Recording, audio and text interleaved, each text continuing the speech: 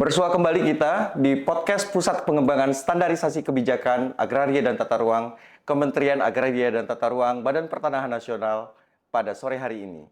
Sore hari ini kita kehadiran teman-teman dari Kantor Pertanahan Kabupaten Kuburaya, dua insan ATR BPN yang telah berkenan hadir bersama kita, yaitu Kepala Seksi Pengendalian dan Penanganan Sengketa Ibu Lutria Nurhayati SST. Selamat sore. Selamat sore. Baik. Dan kemudian hadir juga Kepala Seksi Survei dan Pemetaan Kantor Pertanahan Kabupaten Kuburaya, yaitu Bapak Ade Supyadi SST. Selamat sore. Sore Pak ya. Baik, sehat ya? Sehat, alhamdulillah. Sehat, alhamdulillah. Hari ini kita akan menggali upaya penyelesaian keempat beserta penyelesaian permasalahan sengketa pertanahan yang ada di Kabupaten Kuburaya. Untuk itu mungkin bisa kita gali lebih awal terkait dengan bagaimana kondisi secara umum capaian pendaftaran tanah yang ada di Kantor Pertanahan Kuburaya. Ini saya mau bertanya lebih dalam lagi ke Pak Ade. Pak Ade boleh dijelaskan? Siap. Terima kasih Pak atas pertanyaannya. Mungkin coba saya jelaskan. Kebetulan Kuburaya, Kabupaten Kuburaya ini merupakan pemekaran yang sebelumnya Kabupaten Pontianak tahun 2007. Di mana sekarang tanah terdaftar yang ada di Kuburaya berdasarkan data yang ada di kita sekitar 469 bidang tanah itu berdasarkan buku tanah yang ada di kita. Sedangkan kalau surat ukurnya ada 497 ribu buku surat ukur yang ada. Terus kemudian kita masih banyak PR yang harus kita selesaikan, itu keempat, sejumlah kurang lebih 73.000. Ini kalau kita presentasikan mungkin sekitar 16% yang ada. Oke. Baik, berkenaan apa yang disampaikan oleh Pak Ade tadi ya, pada konteks pendaftaran tanah ya itu tidak dipungkiri Bapak Ibu sekalian ya, terkait dengan ditemukannya data pada kategori 4 ya. Siap. Nah, ini bagaimana sebaran keempat yang ada di Kuburaya? Baik, kalau bicara keempat, memang itulah jadi masalah. Sebenarnya bukan hanya di Kantor Pertanahan Kabupaten Kuburaya, mungkin masalah keempat itu semua kantor pertanahan yang ada di Indonesia, saya rasa mungkin seperti itu. Cuma kalau kita melihat skupnya Kalbar ya, mungkin yang paling banyak keempat itu yang kalau kita lihat memang di Kabupaten Kuburaya. Kaitan kesebarannya itu di mana kita ketahui bahwa Kantah Kuburaya itu wilayahnya itu terdiri atas 9 kecamatan, terus kemudian ada 123 desa, di mana sebaran keempatnya itu ada kurang lebih sekitar ada 110 desa, hampir tersebar semua, itu ada keempat. Kemudian setelah kita lihat yang boleh dikatakan keempatnya, boleh katakan tidak ada, mungkin sudah banyak kita selesaikan pada waktu itu sampai ke desa lengkap, itu kurang lebih ada sekitar 13 desa. Itu yang sekarang lagi kita coba perbaiki data yang ada. Kemudian dari keempat tersebut memang berbagai permasalahan yang ada, kompleksitas masalah yang ada itu yang jadi yang akan kita fokuskan untuk menyelesaikan banyaknya keempat yang tadi yang sudah saya sampaikan, itu ada sekitar 16% dari jumlah bidang tanah yang terdaftar di kantor kita. Berarti cukup merata ya Pak. Siap, ya? Pak, Hampir ya. di seluruh sebaran yang ada di Kabupaten Kuburaya. Siap. Kemudian permasalahan yang paling banyak nih Pak, yang ditemui di Kantor Pertanahan Kabupaten Kuburaya ini yang berkenaan dengan pendaftaran tanah, mungkin bisa dijelaskan Pak, seperti apa? Baik Pak, kalau masalah mungkin yang sekarang yang semenjak saya ketahui ya, semenjak saya kebetulan bergabung di Kantah Kuburaya itu di pertengahan tahun 2022, sebenarnya yang sekarang yang banyak mencuat permasalahan yang ada itu, misalkan yang pertama itu masalah konsolidasi tahun 91 yang boleh dikatakan sampai sekarang banyak laporan-laporan masyarakat. Memang kita pahami, kita ketahui hal tersebut, kegiatan konsolidasi tahun 91 itu banyak yang belum selesai. Itulah jadi PR kita sekarang yang harus kita selesaikan.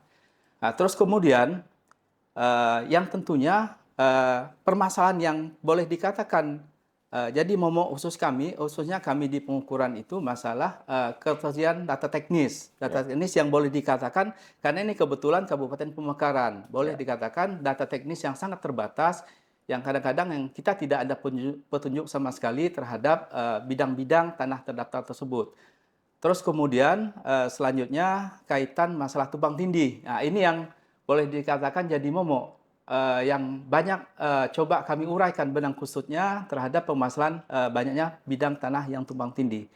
Terus kemudian juga yang saya lihat itu banyak penguasaan fisik. Penguasaan fisik masyarakat, dia pemegang hak tetapi tidak sesuai atau tidak sesuai dengan apa yang ada di lapangan. Antara fisik dengan sertifikat itu tidak sesuai. Terus kemudian mungkin yang terakhir juga yang sebenarnya juga bukan masalah di kita, tetapi juga akan juga jadi masalah, apalagi di kaitan di pengukuran, khususnya di pemetaan, itu masalah batas administratif data yang boleh dikatakan yang masih pendekatan indikatif, belum ada yang definitif. Ini yang juga yang terkadang memunculkan konflik perebutan masalah batas wilayah, sehingga muncul masalah konflik pertanahan. Jadi apa yang disampaikan oleh Pak Ade tadi ya, begitu kompleksnya tipologi persoalan yang muncul. Ada yang berdasarkan dari pekerjaan yang sudah berjalan, kemudian juga munculnya tumpang tindih. Nah, ini mungkin ada pertanyaan yang sedikit menggelitik juga buat Ibu Lutria ya, yang disampaikan oleh Mbak Kasih Satu, gitu. Tumpang tindih ini seberapa banyak sih yang ada di Kuburaya? Ya, terima kasih Pak. Jadi terkait tumpang tindih tanah ini mungkin secara umum masyarakat kalau mengadu, yang melakukan pengaduan pasti rata-rata adalah tumpang tindih tanah, ya kan? Pasti mereka mengadu saat melakukan layanan atau apapun, ternyata di atas bidang tanahnya terdapat bidang tanah pihak lain gitu yang sudah terdaftar juga. Nah, itulah yang rata-rata seperti itu yang terjadi di kita pengaduannya, rata-rata terjadi terkait dengan tumpang tindih ini. Dan ini sudah lama juga, dan mungkin Kuburaya ini terkenal gitu. Kalau ditanya kanta mana yang banyak tumpang tindihnya, ya Kuburaya ini salah satu kanta yang menyumbang tumpang tindih yang lumayan tinggi gitu ya. Itu yang terjadi memang, dan itu memang benar gitu. Ya, yang sebagaimana kita ketahui juga bahwasanya tumpang tindih ini kan masif ya di Indonesia ya, tidak hanya di Kuburaya saja saya pikir, juga di kabupaten ataupun kota lain yang ada di Indonesia.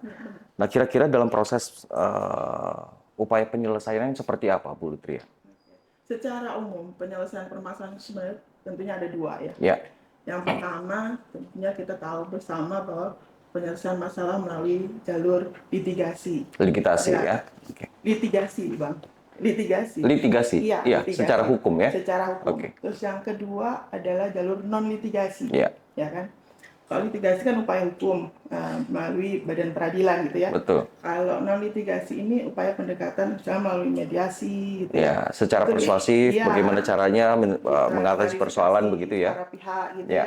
Kita ketemukan para pihak untuk bisa dapat berbicara. Artinya ada win-win solutions di situ, kedua belah pihak. Ya, itu yang selama ini sudah kita lakukan gitu. Jadi bagaimana kita mengurai terkait dengan tumpang tindih, ya salah satunya kita ketemukan gitu para pihak. Apa yang diutamakan ketika Anda melakukan mediasi, terutama berhadapan dengan para pihak yang bermasalah? Kalau yang dilakukan apa oleh kita, tentu semuanya tidak lepas dari ketentuan. Pasti kita pinta ya, Permen 21 tahun 2020 tentang penyelesaian kasus pertanahan. Terus kemudian tentu para pihak kita antarkan untuk selalu melengkapi berkas masuk segala macam kan. Setelah itu kemudian saat mediasi kita ketemukan para pihak. Yang pertama yang saya lakukan pasti terkait dengan kebenaran objek ya. Ini kita berkoordinasi dengan seksi 1, seksi 2 gitu kan. Karena saling berkaitan. Iya, sebagai supporting data kan mereka kan, karena kami yang menggunakan ya, yang support data tetap kasih 1 dan kasih 2 itu pasti. Kemudian setelah data ada, kita pastikan dulu kepada para pihak, benar nggak objek yang bermasalah ini objek yang sama gitu. Jangan sampai yang kita selesaikan yang dimaksud oleh kedua belah beda gitu kan, karena rata-rata di sini ini penguasaannya lain gitu kan. Tadi sebagaimana dibilang Pak Ade, Ya. kadang masyarakat itu menguasai bidang tanah tidak sesuai dengan sertifikat yang dipegang gitu ya Ya, Bang ya. betul. Jadi kemudian kita pastikan dulu objek. Setelah kita pastikan objek, kita pastikan kemudian para pihak itu memang benar-benar pihak yang terkait. Oke. Ya, saya kalau mediasi yang hadir kuasa pasti saya tekankan yang hadir harus prinsipal. Ya. Itu sudah wajib sesuai dengan ketentuan. Kenapa? Saya arahkan seperti itu kan biar memang kita harus tanamkan kepada kedua belah pihak ini, mereka punya effort, punya hal yang sama-sama memang berniat untuk menyelesaikan suatu permasalahan. Ya, dalam hal ini kan kita hanya memfasilitasi aja. Ya, artinya ada itikat baik antara kedua belah pihak untuk betul, menyelesaikan. Betul. Ya. Jadi harus ada memang kedua belah pihak ini mempunyai satu tujuan yang sama, sama-sama ingin menyelesaikan, bukan mencari-cari masalah baru gitu ya. Oke. Gitu. Jadi itu yang. Oke, sepanjang yang Pak Lutria lakukan upaya penyelesaian mediasi ya, sengketa lah, kita bilang seperti itu. Sudah berapa banyak sengketa yang sudah terselesaikan yang ada di Kantah Kuburaya? Oke. Tahun 2023 itu sengketa yang masuk itu sekitar 30 kasus. 30 kasus dalam satu tahun? Satu tahun. Satu tahun. Ya, 30 pengaduan yang memang terkait kasus pertanyaan 30. Dari 30 itu yang kemudian bisa kita tanganin, yang sudah lengkap datanya, 5 yang berhasil, kita udah berhasil memediasikan dan sampai dengan upaya damai.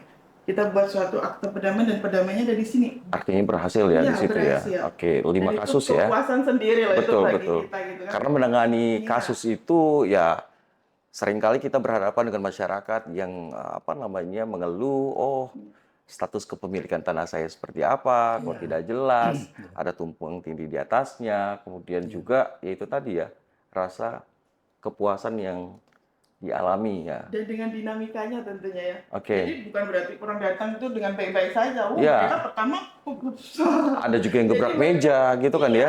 Itu sudah ada nangis-nangis gitu. Iya, betul. Ya, gitu. Ya, itu mungkin sekelumit pengalaman yang dialami oleh Pak Lutria ya, terkait dengan upaya penyelesaian sengketa. Kalau perkara seperti apa? Kalau perkara tahun 2023 juga kita udah menangani 32, tahun ini sudah masuk 7 perkara. 7 Baik perkara.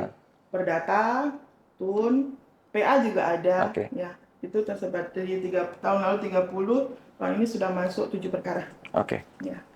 Kalau penanganannya, alhamdulillah selama ini kita juga didukung. Kita menjalin kerjasama kan dengan pihak Kejari Mempawah.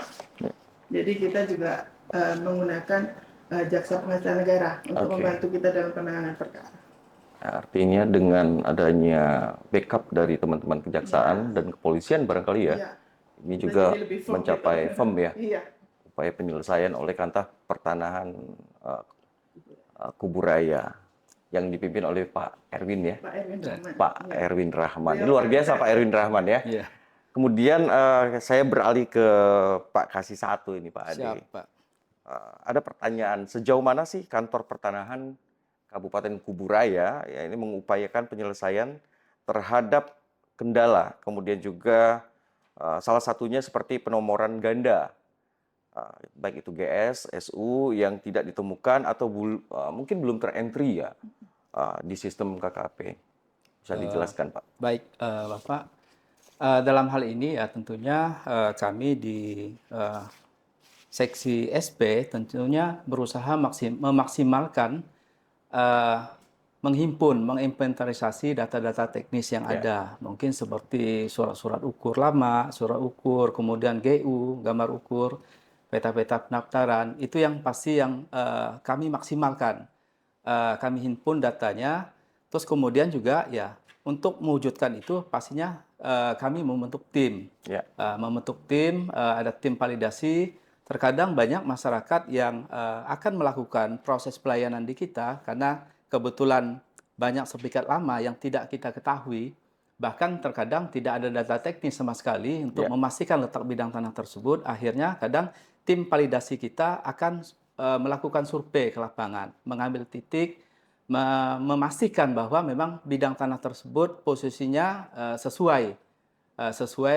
Kalau memang kita punya petunjuk data, apakah memang sudah sesuai? Karena yang Oke. kita ketahui juga banyak permasalahan itu banyak juga memang secara fisik dikuasai, tetapi secara data yang ada di kantor ada ketidaksesuaian. Tadi mungkin yang sudah pernah saya sampaikan tadi di awal, banyak penguasaan-penguasaan fisik di lapangan yang tidak sesuai dengan hak yang dia pegang. Berarti ada Pak Sofian. kesulitan untuk mengidentifikasi bidang di sana ya. Iya, Dan salah satu juga yang disampaikan oleh Pak Ade tadi adalah trik bagaimana penguatan tim dalam penyelesaian. siap. Ya. Ya. Ada trik lainnya mungkin Pak?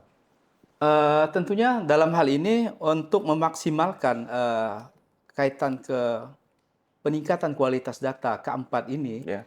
tadi selain kami bentuk tim khususnya DSP yang tentunya tidak kalah pentingnya tetap harus berkoordinasi dengan seksi PHP yang pasti. Karena apa? Harus kita pastikan terlebih dahulu memang dalam hal ini buku tanah. Karena kunci utama itu kan buku tanah. Buku tanah dalam arti kata yang memang betul-betul masih aktif.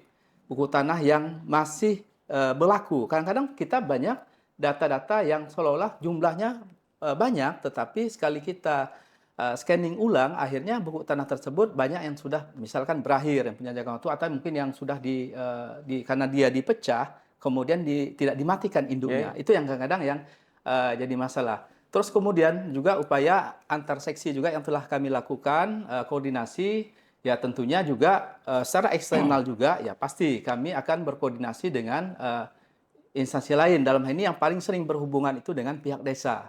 Di mana pihak desa ini tentunya kita berusaha setiap desa itu kita himpun. Yang tadi saya sampaikan potensi keempat setiap desa, tadi yang saya sampaikan tuh kurang lebih ada masih tersebar di 110 desa itu. Coba kita berkoordinasi dengan pihak desa menyampaikan datanya itu. Kemungkinan pihak desa atau bisa memastikan pihak desa itu mengetahui terhadap bidang-bidang tersebut.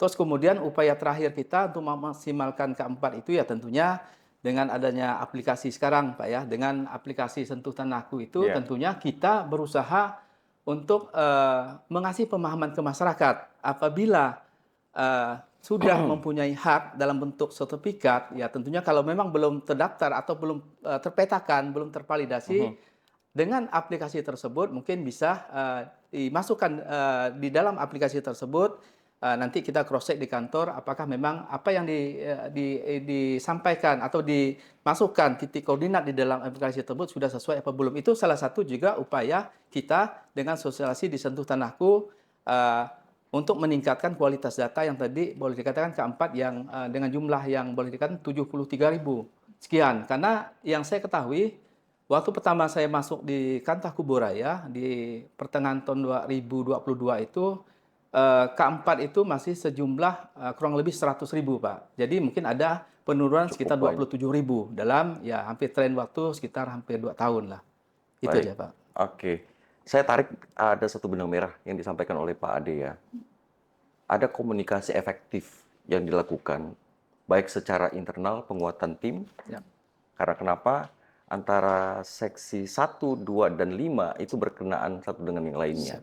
Betul ya? Siap. Dan kemudian ada komunikasi efektif yang dilakukan secara eksternal. Bagaimana berkoordinasi dengan pihak desa atau kelurahan, dan mungkin ya perangkat lainnya ya, seperti itu. Termasuk juga sistem aplikasi KKP. KKP ya. Oke. Apakah ada semacam SOP Pak Ade terkait kebijakan kantor pertanahan sendiri untuk upaya penyelesaiannya? Trik khusus mungkin yang inisiasi oleh Pak Kakan.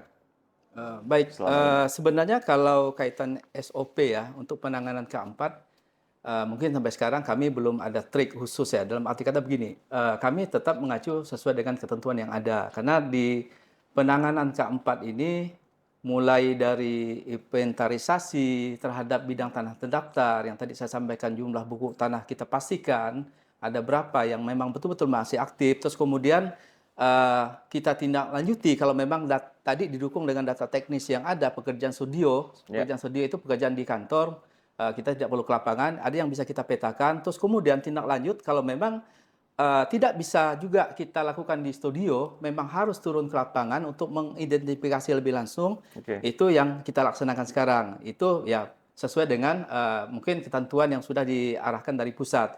Kalau trik-trik khusus mungkin semacam kebijakan yang tadi saya sampaikan, ya usaha yang sekarang yang boleh dikatakan yang coba kami lakukan juga, yang misalkan seperti tadi yang saya sampaikan, koordinasi dengan pihak desa.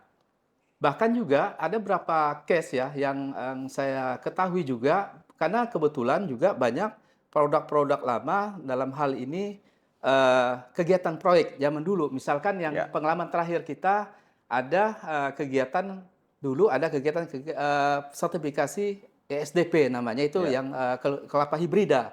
Itu kita menempuh karena kebetulan data-data tersebut itu belum terlandingkan masuk kategori keempat. Kemudian kita ketahui bahwa penanganan kegiatan proyek ESDP itu ada di Dinas Perkebunan. Itulah coba kita berkomunikasi, koordinasi. Iya. Kebetulan alhamdulillah kita mendapat datanya, dan akhirnya untuk satu desa tersebut kaitan ke kegiatan ESDP tersebut bisa kita posisikan, bisa kita petakan sehingga akan mengurangi jumlah keempat yang ada. Oke. Berarti itu upaya ya untuk Siap. mengantisipasi temuan bertambahnya keempat itu sendiri ya Pak Ade ya. Siap. Ya. Oke. Kemudian bagaimana dengan pengaturan pengorganisasian manajemen sumber daya nih yang ada di seksinya Pak Ade? Oh, siap. Jadi kaitan ke SDM ya tentunya kita secara optimal lah dengan SDM yang ada itu kita optimalkan pemberdayaan untuk menyelesaikan keempat. Ya. Kebetulan juga kami bermitra juga dengan ASK ya, ASK yang ada yang bergabung juga di kita, itu yang coba kita dorong untuk meningkatkan, karena kebetulan kita Kubu Raya setelah saya cek boleh dikatakan penambahan peningkatan kualitas itu hampir setiap bulan itu kurang lebih sekitar 2.000-an yang bisa kita selesaikan dengan pelayanan rutin. Juga yang tadi saya sampaikan, kita memberdayakan juga dengan ASK-ASK yang ada di Kabupaten Kubu Raya ini. Itu yang kita terhadap dengan STM ya. Tentunya kalau bicara STM ini boleh dikatakan semua kantor itu merasa kekurangan. Itu pasti. Oke. Coba yang kita optimalkan itu memang STM-STM yang ada, ya tentunya kita bekali juga dengan kemampuan teknis yang bisa menopang, bisa mempercepat untuk penyelesaian keempat ini. Itu Pak. Baik, Pak Ade. Kesan yang pernah Pak Ade rasakan beserta tim ya dalam upaya penyelesaian keempat. Siap. Tentu mungkin punya pengalaman tersendiri ya. Siap. Bagaimana upaya yang dihadapi, seperti apa Pak Ade? Siap. Jadi kaitan keempat ini memang tidak gampang ya, tidak mudah kita untuk menyelesaikan, apalagi yang boleh dikatakan bidang tanah yang sudah terdaftar tersebut kita tidak punya petunjuk sama sekali dalam Oke. hal ini data teknis. Data Betul. teknis itu tidak ada petunjuk sama sekali. Si blank gitu ya. Akhirnya boleh dikatakan masyarakat yang tadinya boleh dikatakan merasa tahulah bidang tanahnya itu mengajukan permohonan pengukuran ulang, yang pada akhirnya pada saat petugas ke lapangan berdasarkan penunjukan yang bersangkutan itu akhirnya disitulah kadang-kadang muncul masalah. Muncul masalah itu karena apa? Pasti dengan ketersediaan data teknis yang tidak ada berdasarkan pengakuan pemohon itu sendiri, yang terkadang, mohon maaf, kadang ya boleh dikatakan karena tanahnya lama tidak dikuasai, tidak dimanfaatkan, akhirnya tidak tahu sama sekali, atau juga kadang ada juga yang sertifikat yang karena kebetulan dapatnya dari lelang, akhirnya memang tidak tahu tanahnya, akhirnya meraba-raba, memposisikan sesuai dengan kemauan dia sendiri. Yang terjadi apa? Pasti akan konflik. Ada pengusaha lain di atas itu. Ini yang kadang-kadang akhirnya petugas ukur ini berjibaku di lapangan untuk mengasih pemahaman kepada pemohon itu sendiri, juga kepada yang penguasaan fisik yang mungkin yang boleh dikatakan sudah lama yang pada di situ. Oke. Sama halnya ketika kita sudah beristri barangkali ya. Siap. Istrinya cantik, baik, santun, tapi nggak dilihat, nggak dilirik gitu kan ya.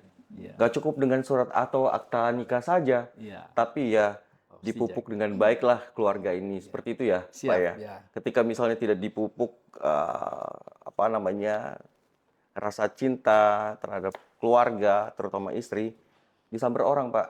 Iya. Artinya sama juga nih kalau tanahnya bagus, lokasinya strategis, Ya. kemudian ditinggalkan begitu saja, berharap suatu saat nih, oh saya kembali, oh tanahnya masih punya saya, oh belum tentu. Iya. Betul nggak? Betul, Pak. Ternyata ada okupan-okupan nih Iya. yang merasa, oh ya udah nih tanah tidak bertuan, akhirnya Iya, masuk di situ. Betul. Nah itu nanti nyambungnya ke Bu Lutria ya, Iya. sengketa nih. Pak Ade dan Mbak Lutri, Ya, tadi kan sudah bercerita panjang lebar terkait dengan persoalan penyelesaian keempat dan sengketa ya. Iya. Saya ingin tahu justru dari peran dari pimpinan di kantor pertanahan Kabupaten Kuburaya di bawah kepemimpinan Pak Erwin Rahman. Ini seperti apa? kalau di kita ya, kantor pertanahan Kabupaten Kuburaya, peran pimpinan itu sangat yang utama gitu. Jadi beliau sebagai pimpinan itu sebagai role model bagi kita. Ya. Ya, kemudian bagaimana beliau membangun kantor ini ya, memberikan sarana dan prasarana yang nyaman gitu kan, termasuk sehingga kalau saya ya menghadapi orang harus memediasi orang, diberi tempat yang nyaman, tempat menunggu yang nyaman gitu kan. Jadi itu sungguh luar biasa. Itu memang peran pimpinan yang utama yang kami rasakan di sini. Jangan nangis dong. Iya, enggak. Jangan nangis dong. Ya. Jadi Tapi itu betul-betul yang dirasain Iya, Bu itu Lutri sangat- selaku sangat pegawai rasain. di Iya. Kata Beliau Kuburaya. sangat care dengan hal-hal sampai hal yang detail gitu ya, hal yang kecil. Jadi kalau ada permasalahan selalu langsung kumpul semuanya gitu kan, kita Oke. dikumpulkan. Ayo ada permasalahan ini, bagaimana ini penyelesaiannya? Jadi saya 1, 2, 3, 4, 5 kasubag TU gitu kan. Ya. Jadi kita berkumpul sehingga hal itulah yang mungkin menjadikan kita firm gitu ya, kuat, tegak gitu Iya. dalam menghadapi berbagai permasalahan yang ada di sini. Oke. Gitu kan? Kalau- Gitu kan ya Pak Ade? Betul. Gitu ya, kita rasain seperti itu selama ini. Oke. Ya. Nggak fair kalau misalnya kita nggak minta pendapat dari Pak Oh, iya. Ade nih. Pak Ade gimana? Siap, Pak. Pandangannya. Kalau kaitan peran pimpinan yang alhamdulillah Pak, kebetulan Pak Erwin, kakan kita, kebetulan sama Pak background dasarnya kan sama-sama di pengukuran. Jadi saya sangat terbantu sekali karena kita untuk mengkomunikasikan. Memang yang kalau untuk Kanta Kuburaya ini Pak, memang boleh dikatakan, ya ini juga diucapkan Bu Kanwir, kalau memang background secara teknisnya kurang kuat, memang agak sulit kalau di Kuburaya ini. Kebetulan alhamdulillah Pak kakan kita background-nya di pengukuran, Pak. Pengukuran, saya masa banyak terbantu, Pak. Jadi pada saat komunikasi, berdiskusi itu bisa nyambung, Pak. Mungkin itu, Pak, dari saya. Ada yang mau ditambahkan dari Bu Lutri? Selain peran pimpinan di kantor pertanahan ya, kita mendapat support penuh gitu dari peran pimpinan yang lebih tinggi. Jadi dari Ibu Kakanwil ya, Ibu Andi Tantri Abeng, Ya. dengan Bapak Kabit, Ibu Kabak gitu ya. Kita selalu setiap minggu itu kita ada pertemuan bahkan dari pagi sampai malam gitu ya. Mau nangis lagi nih Iya, ceritanya. membahas kasus itu. Tapi Nangis bahagia Iya. karena ada punya pimpinan Iya. seperti mereka ya, begitu ya. Maksudnya beliau-beliau ini role model gitu loh, yang Role model, iya. mendukung penuh kita sehingga Iya, ya. memacu, memberikan motivasi dan semangat kita gitu kan, Iya. untuk ya udah kita disemangati walaupun di tengah segala permasalahan yang ada kita bisa survive gitu ya. Dan saya sangat salut banget. Oke, mungkin pertanyaan terakhir dari Pak Ade, ini bisa saya sampaikan bagaimana apa yang dirasa, mungkin pesan apa yang akan disampaikan oleh Pak Ade selaku pegawai atau insan ATR BPN kepada masyarakat, barangkali dalam berbagi ilmu di kesempatan pada sore hari ini, begitu juga oleh Bu Lutri secara bergantian. Silakan. Ya, baik, Pak. Jadi intinya tugas BPN yang kita ketahui secara umum, Pak, ya, itu tentunya memberi jaminan kepastian hukum dengan adanya sertifikat tanah Ya. ya, kepada masyarakat. Dengan harapan itu bisa diberdayagunakan, bisa meningkatkan perekonomian. Tetapi di satu sisi juga memang tadi sudah banyak kita berbincang, tentunya tentunya kita mempunyai suatu sertifikat, mempunyai suatu sebidang tanah misalkan, itu memang betul-betul harus dijaga, dirawat. Tanda batas yang kalau kami di pengukuran itu memang yang paling penting itu memang tanda batas. Itu yang jadi ukuran utama itu betul-betul harus dijaga. Itu memang kewajiban pemegang hak itu harus menjaga, merawat dan memanfaatkan tanah itu seoptimal mungkin sehingga berdaya guna dan menghasil guna. Itu yang paling utama. Jangan sampai nanti tanah yang ada dengan adanya sertifikat itu jadi telantar. Ujung-ujung apa yang terjadi? Jadi permasalahan diserobot orang tadi mungkin yang sama-sama kita bahas. Mungkin itu Pak. Juga mungkin yang terakhir tadi yang saya sampaikan, apalagi sekarang dengan adanya kebijakan sertifikat elektronik, kita menghimbau kepada masyarakat juga untuk yang mempunyai sertifikat yang masih gaya lama, mungkin analog Pak ya, masih yang lama, mungkin bisa segera untuk didaftarkan di BPN untuk dialih mediakan. Itu yang paling penting karena fungsi penting terhadap dengan pola elektronik ini mungkin untuk menghindari permasalahan mungkin bisa lebih kecil, mungkin bisa lebih memudahkan masyarakat dalam menyimpan, karena dalam bentuk digital ini kan kemungkinan untuk hilang akan sulit. Ya. Itu Pak mungkin dari saya. Bu Lutri, bagaimana? Iya, sama mungkin dengan Pak Ade ya. Ya. Kami kalau menghimbau kepada masyarakat seluruhnya, Kuburaya khususnya ya. Jadi kalau terkait dengan tanah tentu ada kewajiban yang harus dijaga gitu ya. Ya. Apa kewajibannya? Tentunya memasang tanda batas gitu ya. Oke. Karena gimana pun juga permasalahan itu pasti bermula dari tanda batas gitu. Nanti saat kita mau menyelesaikannya pun akan sama ke situ juga. Di mana tanda batasnya masing-masingnya itu. Jadi kepada masyarakat mohon untuk selalu menjaga tanda batasnya ya. Pasang tanda batasnya, anti cekcok dan anti caplok. Sehingga kita juga bisa mitigasi adanya sengketa pertanahan. Anti cekcok, anti caplok. Slogan bidang sengketa, betul itu ya? Oke. Baik, terima kasih atas kehadiran, sudah berkenan hadir di perbincangan kita sore hari ini di Pusat Pengembangan dan Standarisasi Kebijakan Agraria dan Tata Ruang dan Pertanahan, podcast yang luar biasa di Kantor Pertanahan Kabupaten Kuburaya di sore hari ini. Terima kasih sekali lagi kepada Ibu Lutria Nurhayati SST, Kepala Seksi Pengendalian dan Penanganan Sengketa, juga Pak Ade Supyadi SST, selaku Kepala Seksi Survei dan Pemetaan Kantor Pertanahan Kabupaten Kuburaya, Kalimantan Barat. Terima kasih semuanya. Sampai berjumpa kembali di podcast Pusbang Berbincang selanjutnya. Salam podcast Pusbang Berbincang, berbagi ilmu untuk semua.